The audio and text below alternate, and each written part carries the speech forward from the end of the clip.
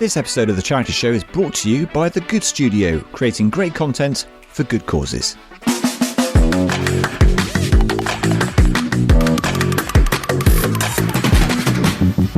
This is The Charity Show, the podcast made by charity people for charity people. Every episode we sit down with someone doing something brilliant in the sector and having a proper, honest conversation about the job, the challenges, the wins and everything in between. Whether you're a CEO, a fundraiser, a comms professional, a trustee, or someone just giving a few hours a week to a cause you care about, you're definitely in the right place. On today's episode, we're welcoming back a returning guest, Adeela Warley, Chief Executive of CharityComms, the membership body for charity communicators. She's here to talk to us about burnout and specifically what's happening inside CharityComms teams right now, off the back of some pretty stark figures from their own salary and organisational culture survey. If you've ever finished a working week wondering where all the hours went, this is one for you. If you enjoyed today's episode, of course, we'd love it if you could follow the show and leave us a rating. It genuinely helps other charity people to find us. Right then, here's what's in store for episode 50.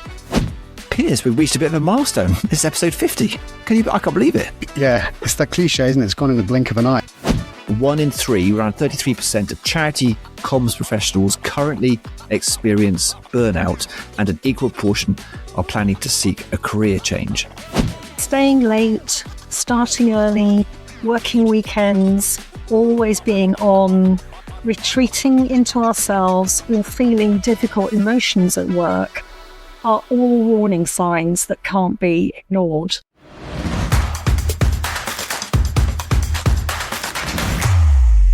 Welcome back to The Charity Show. I'm Piers Townley. And I'm Tim Beynon. And Piers, we've reached a bit of a milestone. This is episode 50. I can't believe it. It's quite a good one, isn't it? No, 50. It's that cliche, isn't it? It's gone in the blink of an eye. And then I was just looking back while I was scheduling some socials for the show and looking at all the personalities that we've had, all the fundraising CEOs, the odd celebrity, the odd scriptwriter for the Channel 4 third sector kind of comedy that was out by Garrett Milliak. And amazing guests, but 50. I didn't think we'd be done 50 episodes, Tim. Not less. What, 2 years ago now? I know. It has gone quickly, and it is when you do sort of reflect back. I had a look back, skim back through old episodes as well, and I think we've matured into this job a bit more, this role a bit more since those early days. Piers, you sounded a bit amateur back in those early episodes, but well, I did anyway. You didn't. You're always the pro. But I think I've gotten sounding worse now. But it's been great. I really enjoyed it. So it's lovely. It's lovely to welcome back Adeela for episode 50 because she was a great guest first time around, and it's an important conversation to be having. But we'll get to that shortly. What have you been up to in the interim, apart from the fact that you're just about to go on holiday, which I'm incredibly envious of? What have you been up to? Yes, I definitely won't be talking about that. But over at the Brain Tumour charity, we're just celebrating the last few weeks now of Peter Kay's UK tour, and Peter Kay is supporting 12 cancer charities, of which the Brain Tumour charity is one. And his last show, I think, is Saturday the 8th of August. But up and down the country, he's been lending his support to so many organisations. And it's just been incredible to have him nominate us as one of those 12 charities. It's fantastic. So we've just been working behind the scenes on some comms for that, for when we're, to talk more about it and to support him and continue to steward that relationship. And it's just been a fantastic few months and brilliant to see, these shows get sold out and raise awareness for the charities. So just been fantastic. So yeah, a bit of preparation work for that has sort of taken up the last couple of weeks, and it's just been a joy to work on. Brilliant. Sounds amazing. It's been I've not had quite as an interesting couple of weeks. Well, having said that, I've enjoyed it immensely doing some of the stuff I've been doing with the clients I work with. They're all fantastic, but I've been finding it difficult to fit work around sport at the moment. There's too much of it on the telly.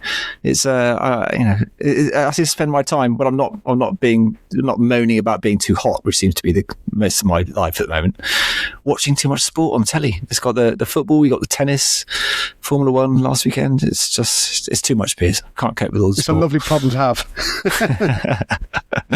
But it is a busy time at the Good Studio as well. And as I said last time in the last show, always really, really keen to hear from charities and anybody looking for support in terms of their marketing and comms and podcasts and all that kind of stuff. So if you haven't checked it out, please check out thegoodstudio.co.uk. Tell me what you think. think, get in touch. And if there's anything I could do to support you, then let me know. So there we go.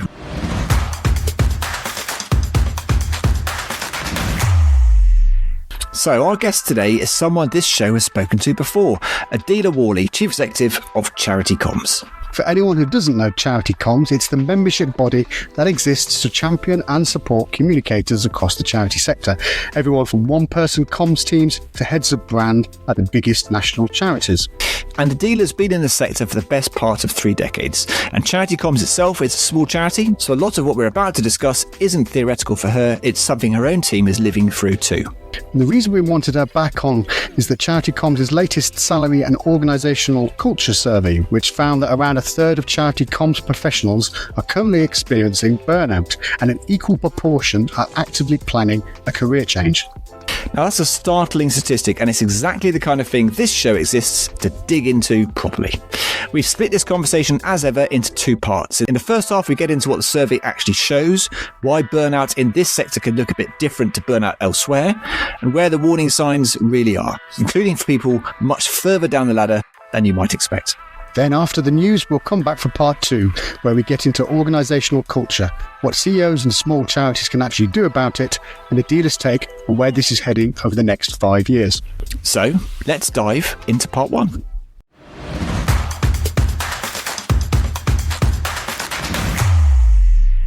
Adeela, lovely to see you. Welcome back to the Charity Show. It's been a little while since we last saw you. Can you remember when you were last on? It was...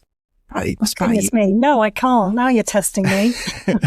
I think it was about a year ago, roughly thereabouts. So it's lovely to see you again. Welcome back.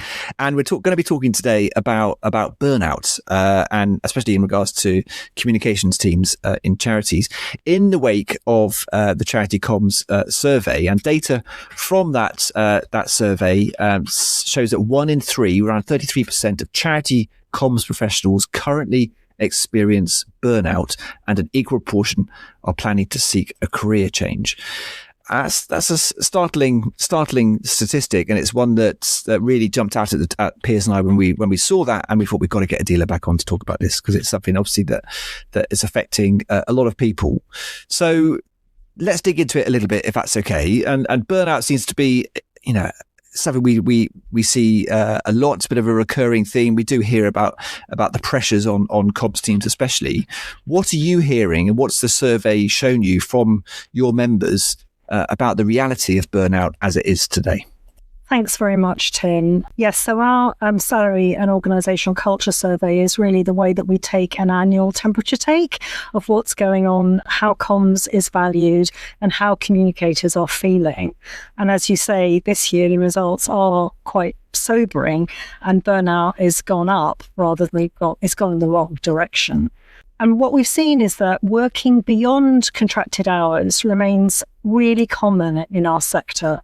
It does vary across roles. So CEOs and senior management teams and generalist communicators are working the most. Or on average, they're working 3 to 10 hours per week over their time. We've also seen a trend around middle managers who are really experiencing the pinch most. They are coping with increased workloads, lower rates of happiness in their roles, and they're feeling quite disconnected from their senior leaders. We've seen people, there's been a drop in people implementing stress management techniques, other than just trying to take regular breaks. They're just not really taking daily care of themselves. And they haven't been, and probably due to being so time poor, they haven't even got time to access well-being resources and reading and tools. So it is a really worrying trend, I think. I think listening to you there, I think I can recognise some of that in myself in terms of my career when I think back over the last sort of 15, 17 years in the various comms roles that I've held. And I think that doing those extra hours is something that I think charity people, by their very nature, just do without really thinking about it. And it's the cumulative effects probably that has that impact. That's probably what I found the most. Is that something that is unique to our sector? We hear about burnout society-wide, perhaps in more in finance roles in the city, that kind of thing. Is burnout in our sector different to those other kinds of burnout, or are there similarities? So I think it's fair to say that it's not unique to the charity sector. Marketing Meetup's State of Marketeers report in 2025 found a similar squeezed middle. I think the difference is, potentially the difference is that the charity sector, as you say, is very much values driven. And I think that adds to the deep sense of responsibility for the decisions that we make.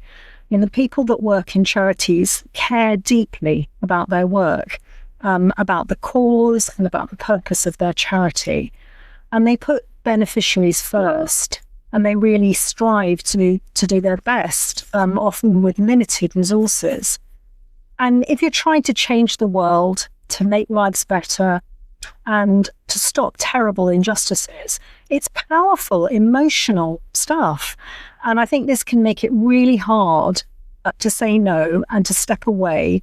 And they feel the pressure to push on through. So I think that might be a difference in our sector. I think that's probably quite unique, isn't it, Adeela, to the actual roles of a comms person as well. You having that responsibility of telling supporters stories or managing reputational risks or the brand of an organisation. Do you think comms teams are having other specific difficulties at this particular moment, whether that's maybe from social media or the more wider media? Are there any other things that you're seeing? It does feel like a perfect storm at the moment. And some of the challenges that comms teams face are evergreen ones that they have strategies for coping with. And we know that coping with reputational risk and negative media stories and all of those, we have the tools and tactics for dealing with that. It's not nice, but we do have the tools. But I think the accelerated pace of technological change, the political turmoil, you only have to look at what's happened in Britain this week with our political arena. The threat to the financial resilience of our sector has put communicators in the danger zone, I think, for burnout. And on the one hand, you'd think maybe all of these issues and dealing with all of these issues would actually reinforce the strategic importance of communications, because you can't navigate all of that without a cracking communications team. But on the other hand, it does put a lot of strain on teams that are often having to do more with less. I suppose as well, Adeela, throw that into the mix. You touched on it before about the third sector. Many people are values driven or personally connected to a cause. So how does it kind of manifest itself that, this commitment to a cause when it tips over into, almost self-sacrifice? And what are the kind of signs or the warning signs that are frequently kind of misinterpreting as just dedication to a cause? Well, I think the first thing to say is that commitment and dedication is amazing and fantastic, and it is the lifeblood of our sector. But it needs to be a strength, not a burden.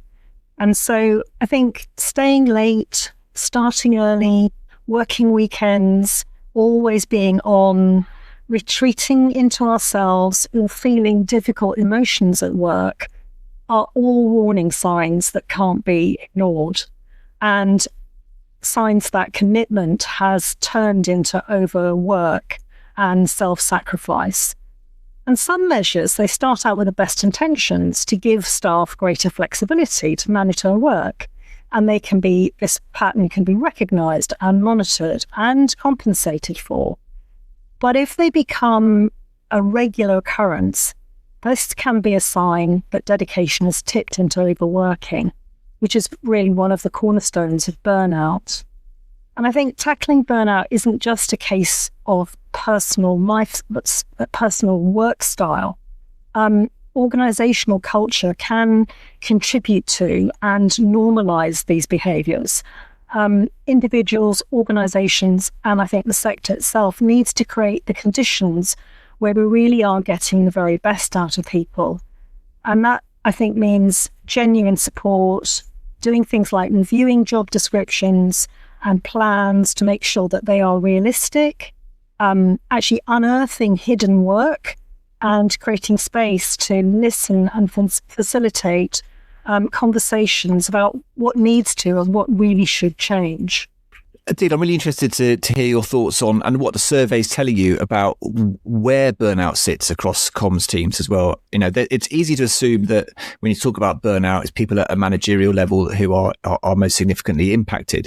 I suspect that is true, but I also suspect that people lower down the ladder are also affected. Remember, we had someone on the show a little while ago talking about social media and the impact on more often than not, the person responsible for social media might be even an entry-level role coming into a charity, but they are hit constantly with demands for things to go on social media from across charities, and therefore they have a huge amount of pressure on their shoulders. Is that something you're seeing as well? And how are managers reacting to that and trying to sort of help those teams and those individuals, or protect them from some of those demands that are placed upon them? I definitely don't think it's restricted to senior managers and leaders in the sector. I think it happens at all levels in organisations. And mental fatigue is now considered one of the core drivers of burnout. And that's according to similar research into workplace well-being that was done by Deloitte. And this is driven by context switching between tasks, the volume of things like the notifications that come to us all the time, navigating organisational change, frequently changing projects on any given working day. All of these things contribute to the feeling of being overwhelmed. And I think there are other significant factors that impact communicators and may be overlooked. So the first of those, I'd say, is really creating a sense of belonging. Do people feel like they belong in the organisation, they are included, they are part of delivering that mission? Do they have that sense? Do they feel that their work and the value of their work is truly appreciated and understood? Without it, that really lowers morale and adds to burnout. The vital role of internal communications. We know that this is such an important function in any organisation, that people feel on the same page and understand the organisational story and where that North Star is pointing, and how what they're doing every day is contributing to getting closer to it. And that really relies on supportive leadership to create healthy workplaces. Well, I think those are the kinds of things that can get overlooked, but are very, very important. Yeah, I completely agree, and but it is interesting because I'm thinking back to people I used to manage, and I've seen people who are incredibly good at their job, are very well respected in an organisation. People always say that they do a brilliant job, and therefore they always go to them because they're so nice as well, and they're so bad at saying no that they constantly get, oh, could you just do this? Can you just do that? Could you just do this? And those pressures build up, and it does impact them. And I remember having to take people to one side and say, it's okay to say no. It's all right to say no. But because, again, it's a charity quirk, I think, people don't like saying no. And they just see, well, it has to get done. So, who else is going to do it? So, they feel that pressure. So even I think when people are respected in an organisation, that can play against them as well. Yes, I agree. And I think there's often a pressure for people to be overly optimistic all the time. And if you're not, that's not a good work colleague. But actually being able to state what is actually going on and be honest about it. And that means creating a place of safety for those difficult conversations is really important as well, I think. I think that's key. That's key to organisational culture, that, isn't it? That's really touched a point with me, because I think Tim and I can recognise what you described in our working environments, past, present, and and with the colleagues around us as well. And then normalising that kind of behaviour is where it gets into a bit of a danger zone, doesn't it? Because once it's normalised, then the organisation accepts that this is how people work and how people behave.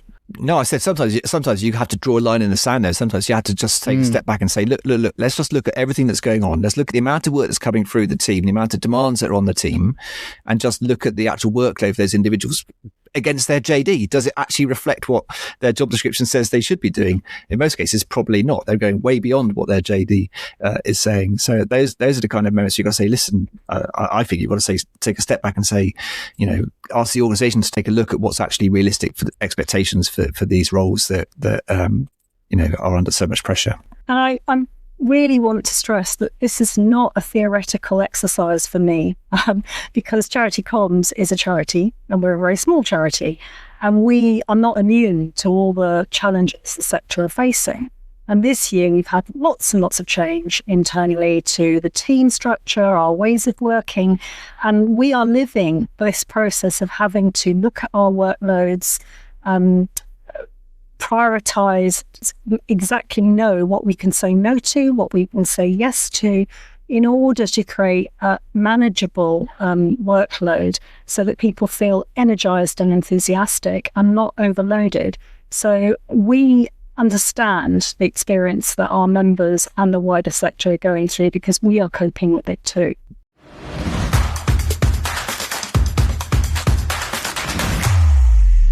Okay, time for a bit of sector news, Piers. As ever, my story this week is about something that I think relevant to us all, especially those of us with kids. It's the under-16s social media ban. So something I wanted us to chat through. And actually, the reason for bringing it onto the news this week is it actually comes from Adeela's own organisation, CharityComms. And they recently published a piece looking at what the government's proposed ban on social media for under-16s is going to mean for charity communicators specifically. And it's a genuinely useful, pretty sobering read. The sector reaction, as you can imagine, is really mixed. Amnesty International UK's Chief Executive Kerry Moscow-Jury summed it up as the right diagnosis, wrong prescription. And CharityComms points to a real worry that children may simply bypass the restrictions and move onto unmoderated networks, much as has happened when Australia brought in its own under-16 ban in 2025. Charities working with young people are now asking themselves some hard questions. How do you engage the next generation of campaigners? How do you keep reaching vulnerable young people who rely on those platforms for support? And LGBTQ plus organisations in particular are flagging that a ban could strip away a vital lifeline for marginalised young people without local support. So, Piers, what do you think about all of this? I don't think anyone would disagree that limiting screen time for children is a good thing, but could an outright ban actually make it harder for charities to communicate with young people? What do you think? It's really difficult, Tim, isn't it? As a parent, I'm all for some sort of restrictions or control. But then I think that needs to go hand in hand with some education about these social channels, these social media channels, the algorithms. But then do we then very quickly get into a patronising role as charities, as organisations, dictating what we think the youngsters should be doing? And also, is the horse already bolted? I don't know about your two, Tim, but, everyone knows, the Facebooks and the X's and the blue skies, but it's the Snapchats and the TikToks and all the other messaging services that are still out there that are a lifeline to so many younger people. And when it comes to charities and support and looking for information, they are those sources for them. So is it the old school legacy media, the old school kind of age group that we're in that is possibly not got a grip on it? I'm not too sure. It's really, really tricky, though, I think, on an organisational level, because for a lot of charities, the Brain Tumour Charity, for example, we use social media channels all the time to communicate, reach out and close ones for support and stuff. So it's a real pickle, for one of a cliche, really. I think the chief executive of Amnesty International, I think I just quoted, got it bang on, saying that, of course the diagnosis is correct, but the actual prescription is definitely, I just think it's wrong, because I think it's very easy to paint all social media with the same brush and say that it's all awful and it's all bad, and therefore you've got to ban it and stop children from accessing that kind of content. And I can totally understand why that decision has been made. And when you see the stories of bereaved parents who've lost children to death by suicide as a result of the abuse they've received on social media, you can't argue with that one iota. It's awful, horrendous, shouldn't happen, mustn't happen. But it's really tricky, isn't it? It's really tricky thing. And the pandemic and the lockdowns just supercharged this sort of these formats as ways of people communicating. It's just but social does a lot of good. That's the other thing as well. Social does do a lot of good.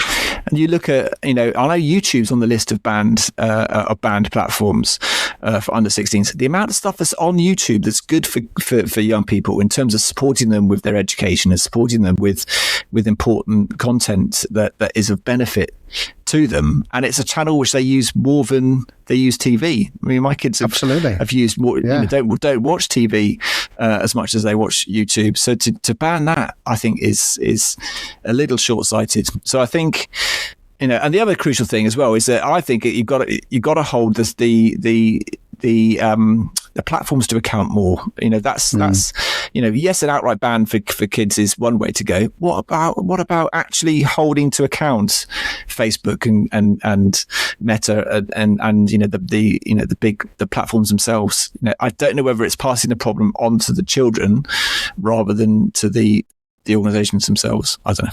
Perhaps no one's come up yet with a viable way of challenging these organisations and these companies, though, Tim. It's a really thorny issue. It's a really difficult one. But you're right. The quote there from Amnesty International is spot on. It's difficult when, clearly some of those big corporations are hand in glove with the likes of Donald Trump and as well. That makes things very tricky, doesn't it? But anyway, there we go. Long conversation for another day, perhaps. Maybe we should dedicate a show to it. And I would love to, actually, it'd be great if we could bring some people onto the show who have opinions from across the sector on this, because I think it's a really important conversation to be had. So maybe, Piers, we'll go out and we'll find some people to come onto the show and let's have a debate about it. It's on the to-do list. The under 16 social ban. Yeah, there you go. If you want to get involved, get in touch, because we'd love to hear from you. What's your story this week, Piers?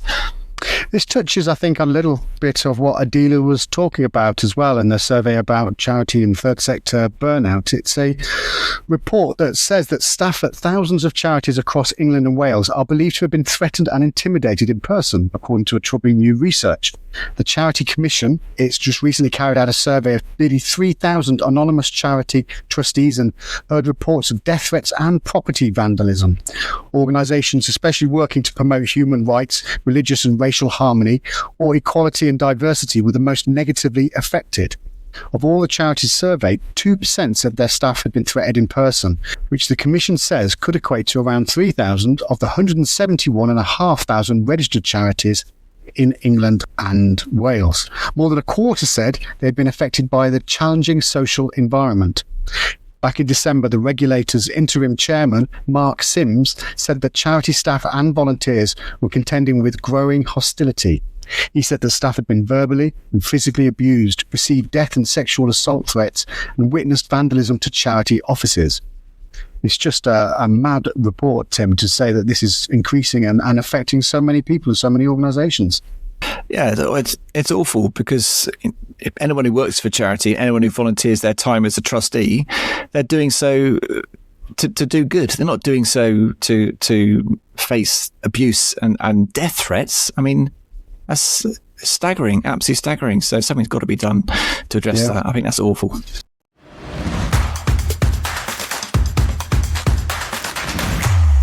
So, before the news, Adeela had walked us through just how widespread burnout is across CharityComms teams right now, and why the values-driven nature of our sector can make it so hard for people to say no and step back.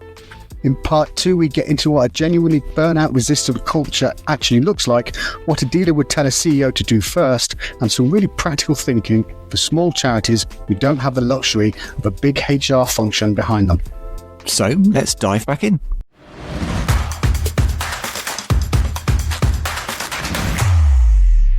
Do you think, Adeela, Piers mentioned organisational culture a second ago. Are there any signs that organisations themselves are burning out at the moment? And because obviously we've gone through tough times throughout the 2020s in terms of COVID, in terms of the cost of living crisis, in terms of the pressures on charities with national insurance and all those kind of things.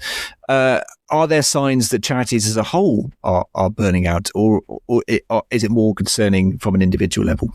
No surprise here. It's got to be both, really. And yes, burnout, organisations can burn out too, because what are organisations? They are made up of people. So really treating burnout and staff well-being as a systemic issue, not a personal challenge. Trustees and senior teams really have a responsibility to adopt that kind of more systems approach to workplace well-being, understanding what your organisation's priorities are, what the risk areas are as well, and how you can create safeguarding and guide rails for staff so that they really can make informed decisions about how they work and what work they prioritise. I don't want to underestimate the importance of informal actions and support that happens from across the organisation, no matter what level. Just last week, my team held an informal team discussion around well-being. And what was so illuminating about that was that maybe some of the assumptions that a senior team at CharityComms might have thought staff needed turned out not to be the things that they needed at all. They were talking about, they didn't want more resources and things to read and podcasts and anything like that. What they wanted was time for reflection, time to step away, more time to informally bond as a team. We know that we've all moved to, many of us work virtually now, and that has its benefits, but it has challenges too. And simply having time to get to know your colleagues better, because these are all things that emerge from a really fruitful conversation. So I don't think we should underestimate, yes, senior leaders have a role, yes, they can set a culture, but the culture is also driven by the individuals that work in that organisation and passionately care about these issues and want to support each other. That's really interesting, Adeela. I do like the idea of, we talk about it at the Brain Tumour Charity. We have one project or one awareness month that goes away and it's like, okay, now we've got some downtime. Now we've got some breathing time. Now we've got this space to just, okay, let's just assess where we're going. Rarely that happens. And I think if that's the feedback you're getting or you've seen from other individuals, that's an example of an organisation that has a healthy culture, really, if it's able to create that kind of breathing space. Are there any other general things that you're seeing that creates a beneficial burnout resistant charity or burnout resistant organisation? Are there any other kind of key things? Yes, I think a genuinely burnout resistant culture is knowing that resilience doesn't happen in a vacuum, but the culture ensures compassion and strategy can coexist. If people are simply told over and again, be more resilient or be more strategic, you hear that all the time, don't you? Without actually grounding that advice into the lived experience, then I think that advice really falls flat. So being strategic isn't about piling on more work. I think it's about choosing what not to do. And one of the problems, as you've said, is that we're yes people. To saying no in the charity sector is really, really hard. But understanding that resourcing also is not just a numbers game. It's very much about the conditions that you set to get the best from people. And so we've touched on holding honest conversations, developing a deeper understanding of people's roles and remits, so that we're all moving in the same direction. I think this goes back to helping to relieve that sense of overwhelm and actively creates a burnout-resistant culture by limiting that noise and focusing talent where it's most needed. And the last thing I'd say on this is I think we have to really walk the talk because meaningful action is not just words, it's by demonstrating that our intention and our integrity and a commitment to change. Yeah, that's really interesting. That is really, that walking the walk is really interesting, because a lot of perhaps junior members of charities who are listening to this podcast will feel like, well, how can I make a difference to my own workload? Obviously, I've got to do this. My line manager, my boss, my CEO, all these demands are on them. So do you think it's a case of each organisation has to work out if the responsibilities for this and the balance for this is with the individual, with the organisation as a whole, or the systems? Is it that balance needs to be worked out for each kind of different organisation, or generally do you think there is a template for working out where this balance of responsibility for protecting themselves lies? That's a really interesting question, Piers. I'm not sure I have the answer. I think it probably is for each organisation to have that conversation, because all charities are different, and having worked in a few, I know how different the working cultures are. So instinctively, my gut is telling me that it should be arrived at through a really open conversation about, well, we understand that this is not just an individual choice, or but it's, and we all have responsibilities. And I suppose collaboration is probably the key word here. So that we're not telling people, we're allowing them to find the solutions together. I don't think you can impose well-being on somebody. No, you're right. I think You're right.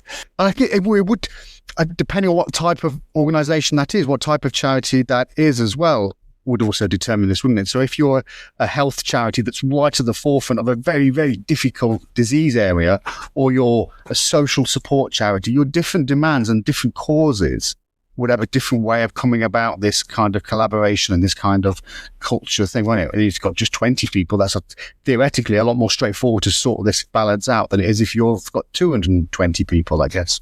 Yes, the issue of scale is an interesting one.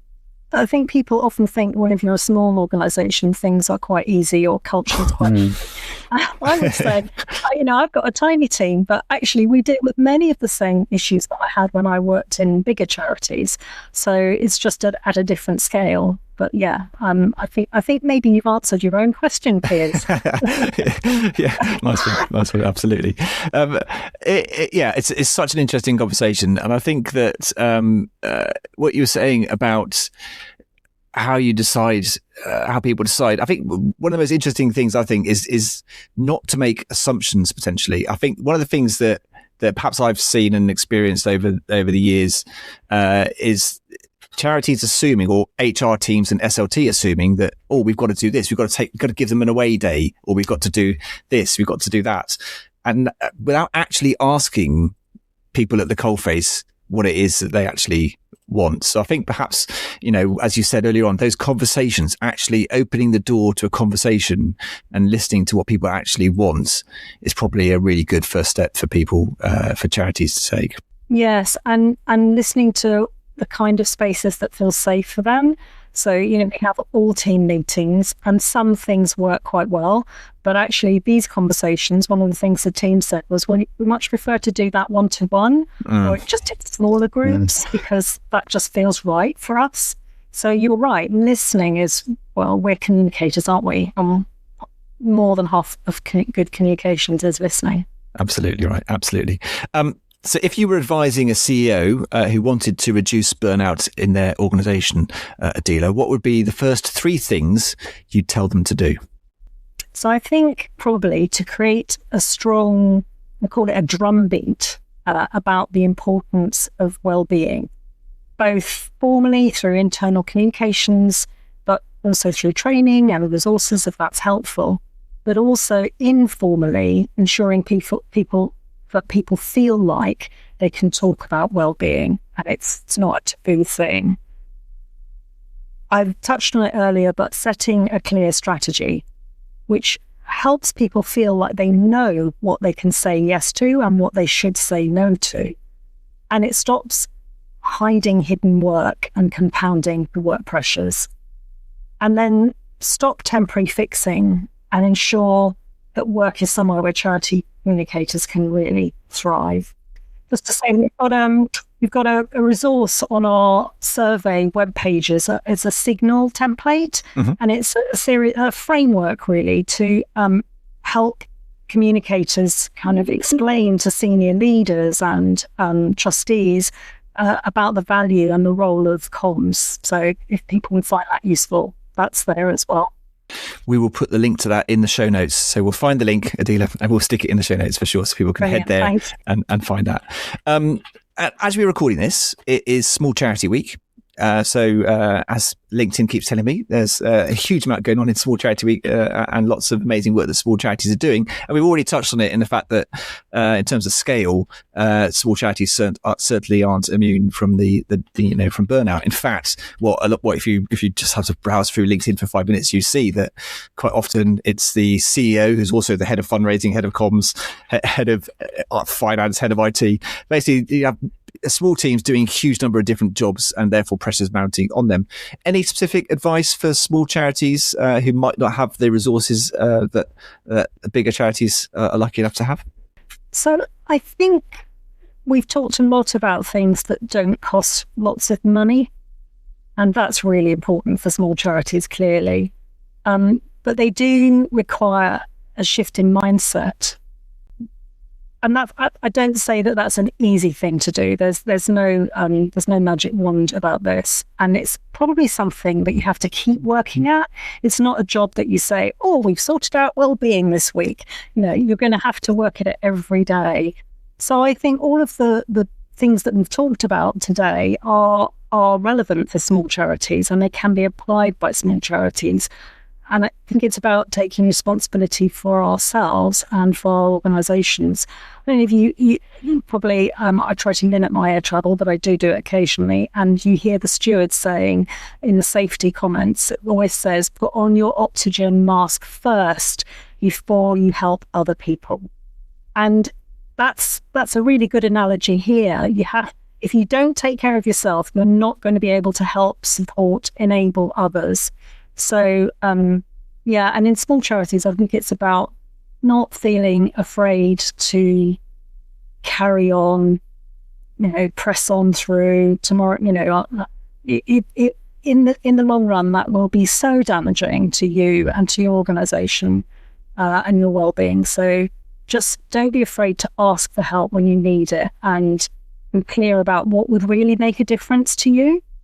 Yeah, absolutely. That's a really interesting analogy about the mask on. That's sat with me for many years. One of our CEOs of the Brain Tumor Charity mentioned that to me when I first started a few years back now. And it is a powerful thing. And it comes back to everything we've been speaking about the hidden work that is in the sector, about the different hats that you have to wear in the sector, and about the fact that you could be in a role that all of a sudden becomes at the front line because you're dealing with the cause and the supporters that you are dealing with. All of these things accumulating this kind of pressure. So with a little bit of crystal ball, Adeela, and also with your experience, what is it that worries you about burnout in the sector in the next 5 years? And what gives you hope for addressing this in the next 5 years, if you can touch on those?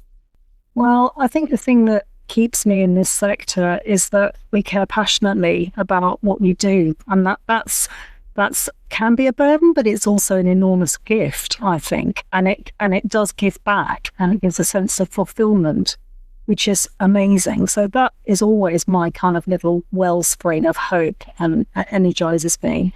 And I think if we can think of that as a strength and not a weakness, and get that balance that we were talking about right, I think that will help us to be more sustainable as good places to work. I think that's what gives me hope. And the fact that we're having this conversation, I know many organisations are having this conversation. It's not being pushed under the carpet anymore. It's out in the open. And I hope that means that we are addressing it head on. Yeah, I think that's a really hopeful thing to say and to emphasise as well, because my next question was going to be, what would you say to someone who loves the sector, is working in the sector, but is feeling exhausted? Kind of one of the answers is, well, the fact that we're having this conversation probably wouldn't have happened 5 years ago or maybe 10 years ago in the sector.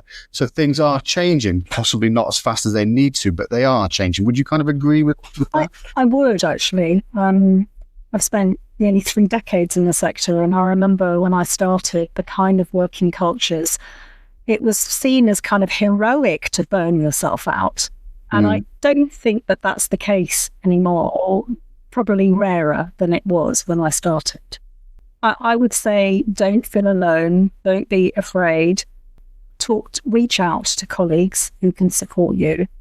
CharityComms, we've produced a wellbeing guide for communicators, so please do take a look at that. And hopefully more and more charities have employee assistance program, which is confidential advice that staff can tap into when needed. And then there will be cases where my advice would be actually seek professional advice, talk to your GP, get some counselling, because sometimes you do need that extra support. And all of those things contribute to a safe culture that really values and appreciates well-being. And I think we should also celebrate people who are brilliant at balancing their home and work life and actually saying, look at that, that's amazing, well done. And I try really hard myself to walk the talk. I don't always. Sometimes I don't keep to my hours. But I also try to celebrate good working practice when I see it in the team, because that's something to be proud of. Fantastic. Adeela, it's been such an important conversation. And what I hope that after listening to this, people have, it's a proper water cooler conversation, this, isn't it? It's the kind of thing I really hope people take away and go and think about and talk about with their colleagues. So it's been fantastic to have you on the show again, Adeela. Thank you so much for joining us again. Thank you very much, Tim and Piers.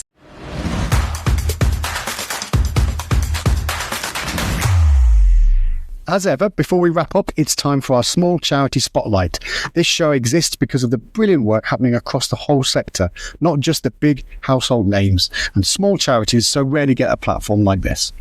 If you work for, volunteer with, or simply love a small charity that deserves a bit of airtime, then we want to hear about it. Drop us a line at thecharityshowpod@gmail.com and tell us who they are and why they deserve a shout out. Now, first up this week is a charity, or also an app called Bank the Food. Now, Bank the Food is a free app created to link donors to their local food bank and to help combat hunger in the UK. And Catherine Camps-Kilgore got in touch to tell us about them. So Bank the Food, she says, is linking food donors to food banks through this clever app, which pings your smartphone a real-time list of your local food bank's most needed items when you arrive at a supermarket. You can then tick the box and they'll know what to expect. So you're shopping in a supermarket, the app will ping you and saying that the food bank is desperate for X, Y, and Z. Whilst you're in there, if you wanted to, you can pick up those items and then drop them off at the food bank. Isn't that a great idea? Really, really simple. Fantastic. Simple, brilliant effective. idea. Yeah, love it. And over to Stockwell and Lambeth in London, where we've had Michaela Carmichael get in touch with us about the Slade Gardens Community Play Association. She goes on to say that established in the early 60s, our adventure playground offers a free, safe place to play for children from the neighbourhood and surrounding 5 social housing estates. The Play Association has a range of activities for the under 5s and up to 16 years old to drop off at their adventure playground after schools and during half-term and school holidays. Our adventurers, she says, love our free play where they learn risk versus hazard, make new friends, and if we've got funding, lunch too. So a fantastic small charity there operating in South London, the Slade Gardens Community Play Association. Put the links in the show notes and go check them out if you're in the area. Huge thanks, as ever, to both of those charities for the work they're doing. And remember, if you want to see a small charity featured on a future episode, the email to use is thecharityshowpod@gmail.com.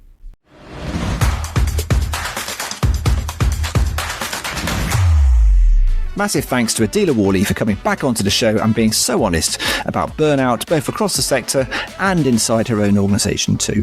That line about the oxygen mask, putting yours on first before you can help anyone else, is one I think a lot of us need to hear. We might have heard it before, but it's an important one to remember. Yes, it was fantastic. And if you want the link to CharityComms Wellbeing Guide and the Signal template Adeela mentioned, they'll be in the show notes. If this episode struck a chord, we'd love to hear from you. Get in touch with us at thecharityshowpod@gmail.com or leave us a voice message. And if you know someone doing something brilliant in the sector who should be on this show, that's the address to use as well. If you enjoyed today's episode, please do leave us a rating and review. It really does help other charity people find the show. And next time, we'll be speaking to Zoe Conn and Kira Park from Alongside, the charity formerly known as Julian House, about their incredible rebrand, which was handled entirely in-house. So we'll be back in a fortnight with that. Give us a follow so you don't miss it.